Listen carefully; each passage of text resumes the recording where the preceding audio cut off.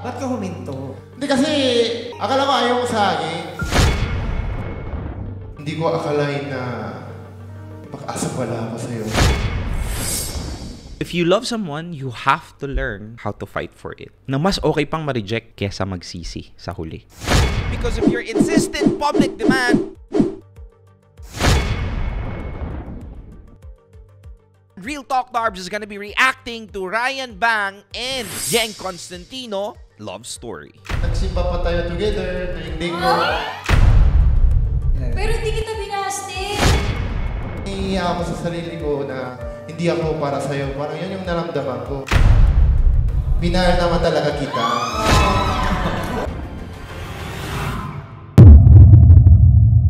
Yo, what's up? This is Real Talk Darbs, and today we're gonna be reacting and analyzing yung situation sa trending na video ngayon between Ryan Bang and Yeng Constantino. Kasi nung panahon na yon, akala ko maraming naliligaw sa'yo. Kaya ka umatras kasi nanliliit ka. Tuwing kumakain kami, siya nagbayad eh. Naiiyak ako sa sarili ko na hindi ako para sa'yo. Parang yun yung naramdaman ko. Kahit totoo naman yung naramdaman ko sa'yo at binahal naman talaga kita.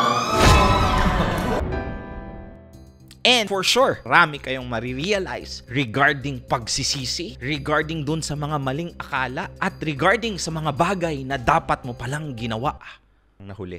And because of that, we're gonna be making a reaction video dito sa viral video na ito. Let's get it on. Oh, before ako magsimula, dahil si Yeng Constantino at si Ryan Bang ang re-reaction video natin ngayon, here's what I'm gonna do. Anyway, let's go ahead and proceed with the reaction video. How are you, Ryan Bang? Okay naman. Okay naman. Narito kaya yung gusto kausapin siya. So, napanood kasi ng mga madlang people yung mga naganap off-cam. Yes. Kasi matapos yung revelation kahapon na si Yeng Constantino, mayroon na pala talaga siyang matagal na binibitbit na pala isipan na nangangailangan ng sagot. Si Ryan Di malinaw eh. Nang ligaw at biglang nawala. Uy, nang ghost pala si Ryan Bang kay Yeng Constantino. Unang crush ko kasi si Yeng. Anong year yun? 2010, no, Yeng? Naligaw ako kay Yeng. Oh my God, 12 years na. Pero hindi kita binasted. Ay! No. Bigla siyang tumigil na magpadala ng kape.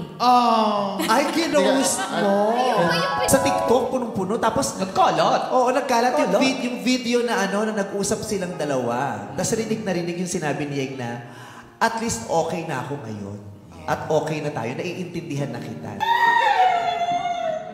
Pero okay na. Siyempre, sobrang nakatulong yung kahapon na marinig ko yun kay Ryan.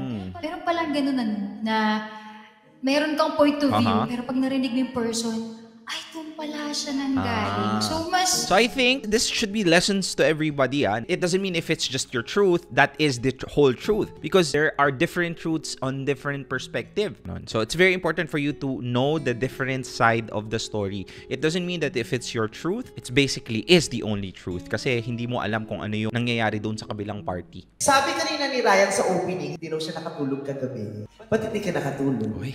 Papasok sa utak ko na marami what if. 12 years na akala ko wala akong pag-asa, akala ko ayaw mo sa akin. 12 years? Kaya ako naduwa sa sarili ko, kaya hindi tinutuloy siyempre yung naramdaman ko sa'yo. Tingnan mo si Yeng, parang kitang-kita mo sa kanyang mga mata ang mga lungkot.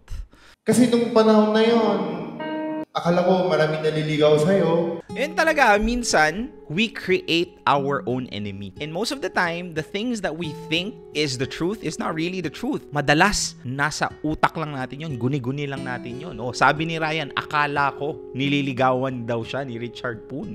Sabi niya pala talaga kagabi, alam mo talaga mami, kala ko sila ni Richard Poon. Oh. Diba? Tingnan mo. Yung time na yun, nag-hangout kami ni Kuya Richard kasi mag-best friend kami. Tapos nililigawan na ni Kuya Richard noon sa ating Maricar. Yun. Na mas mag-best friend lang daw sila. At si Richard Poon ay actually nangliligaw na kay Maricar sa at this specific time. Na-misinterpret. Na misinterpret. That's a perfect term. Ano mga na-realize mo kagabi? Kung Ito na. hindi ako naduwak noon, kung pinupush ko yung naramdaman ko sa'yo noon, baka hanggang ngayon, tayo pa rin. Oh, sheesh.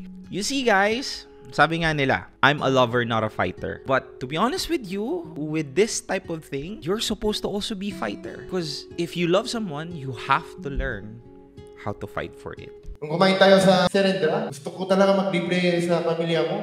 Wala ko talaga pera. Hindi naman natin masisisi si Ryan who feel that kind of thing. Kasi madalas we are in a society that judges people's status based on how much money they have in the bank.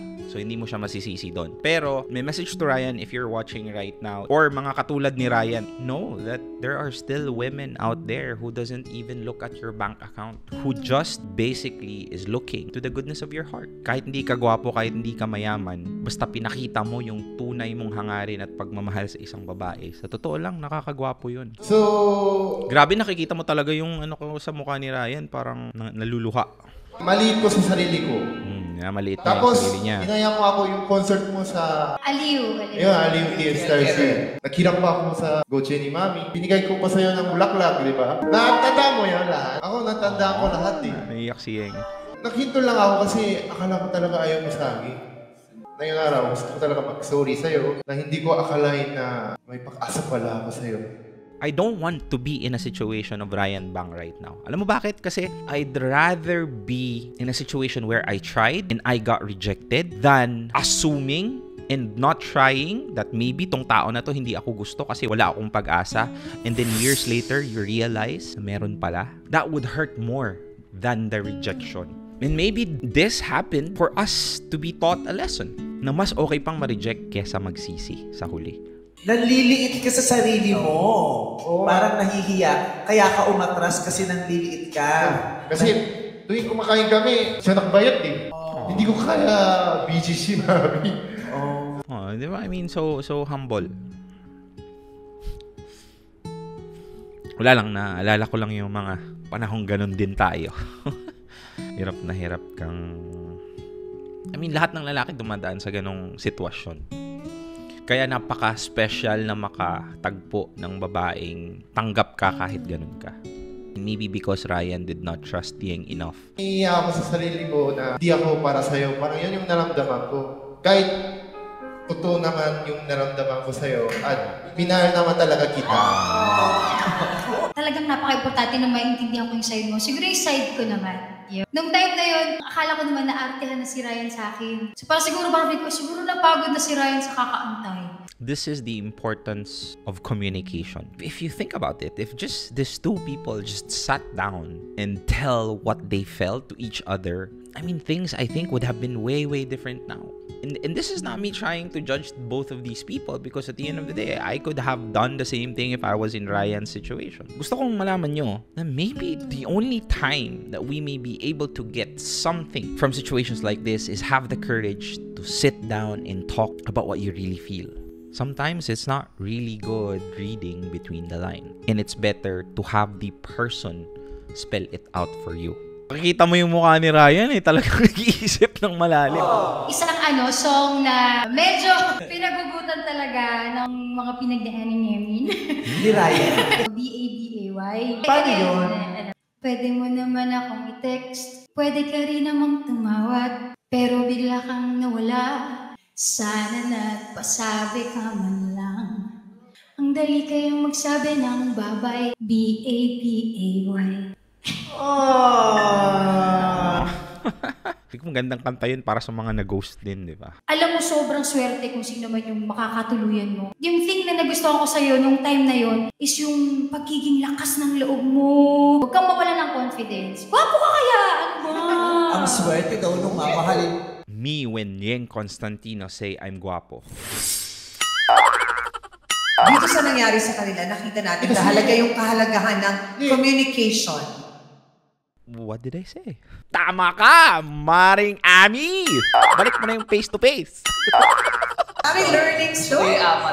Nakakakilig kayong pakinggan. True. Itong gusto kong sabihin din sa mga babae ngayon. This is something that I want you guys to understand. Specifically ladies who's trying to always judge men that they ghosted you. Most of the time, it's not really how you see things. Just like Yeng created a song basically about a person who ghosted her. Ba? Ba't di ka man lang nagsabi ng babay? And in her perspective, she really believed that Ryan did not say anything and Ryan just went out. But if you look at on Ryan's side, very legitimate reason. Though Ryan, fine, at the end of the day, should have really said something. But to be honest with you, I cannot blame him for doing what he did. Kasi may mga circumstances tayo sa buhay that somehow we have to understand and realize that it's not really gonna be perfect. So if you're a woman, try to look things into a different perspective and maybe there's really a reason why that guy did not message you back. Kadalasan, dahil din siguro sa inyo. Or sa mga circumstances na nakapalibot sa inyo.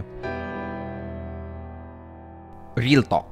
So kung sakaling isa ka man sa mga taong katulad ng sitwasyon ni Ryan at ni Yeng, or maybe you'll have a situation where you'll come across this, I want you guys to understand, most of the time, people have a misunderstanding of what the definition of true courage is. Karamihan, kala natin, ang pagiging matapang ay wala tayong kinakatakutan. Or ang mga bagay na ginagawa natin, madalas kinakatakutan ng iba pero hindi tayo takot na ginagawa yon. That's wrong. True courage is doing something even if you're afraid. That's what courage is. And I hope that somehow we learn from this situation that there might be things in our life na parang wala tayong pag-asa, na parang hindi pala natin kaya, na parang suntok sa buwan ang lahat. Tulad ng nafe-feel ni Ryan at that time. But if Ryan just had a little courage of doing things he's supposed to do, could have been able to find everlasting happiness with that woman. You can really feel that there is a connection between both. And maybe ikaw na nanonood ngayon, I want you to find that kind of courage. Courage in your life. Not just in love life, but life in general. That maybe there are times where yung ginagawa natin doesn't make sense. Yung pag-pursue natin sa bagay na gusto natin, parang bakit ganun? Ang hirap, imposible. Hindi natin alam, nakala natin, tayo'y talunan, pero sa totoong sitwasyon, you're actually winning. So, wag kang panghinaan ng loob.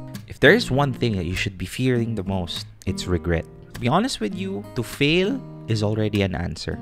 To be rejected, as painful as it may be, is already an answer. But if ever you have a question of what if you have a question of if only, paano kung sinubukan ko to at sinubukan ko yan, those will be the eternal questions that you will never have an answer to. And the sad part is, you will never ever know. And it will haunt you for the rest of your days. My friend, regret is poison. So, have the courage to pursue. Don't need someone to save me, no, and don't come running to blame me. From miles away I can tell that something's off.